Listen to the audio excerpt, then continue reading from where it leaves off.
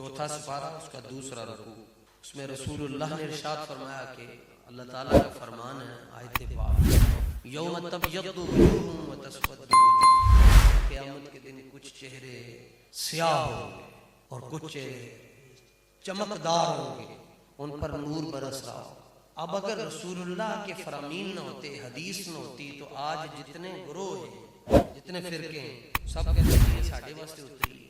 ہم خود کچھ نہیں کہتے، ہم کہتے ہیں قرآن کی تفسیر اٹھائیں، اور مفسر ہیں حضرت عبداللہ ابن عباس، ان کو پتہ ہوتا تھا کیڑی آیت کتھے اتری تے کدے واسطے اتری ہے۔ کہتے ہیں ہم نے رسول اللہ سے پوچھا کہ حضور جن کے چہرے چمکتے ہوں گے وہ کون ہوں گے؟ تو آگے سے حضور نے خود جواب دیا، فرمایا ہم اہل سنت والجماعت،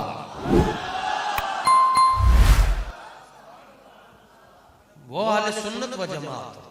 قرآن کی کوئی بھی عربی کی تفسیر اٹھا لے، اردو کی تفسیر کی میں بات نہیں کر رہا، یہ حضور کی زبان پر یہ جملے آئے، حضور نے فرمایا وہ اہل سنت و جماعت۔ یہ جنتی گروہ بیٹھا ہوا ہے، جنتی گروہ۔ میری حیثیت کیا، میں کون ہوتا ہوں کسی کو سرٹیفکیٹ دینے والا؟ آپ اس وجہ سے آپ کو خوش ہونا چاہیے کہ یہ سرٹیفکیٹ آپ کو رسول اللہ کی جانب سے ملا ہوا ہے۔ رب کے دل پر کی زبان پر جس کا نام آیا وہ یہی بیٹھے ہو۔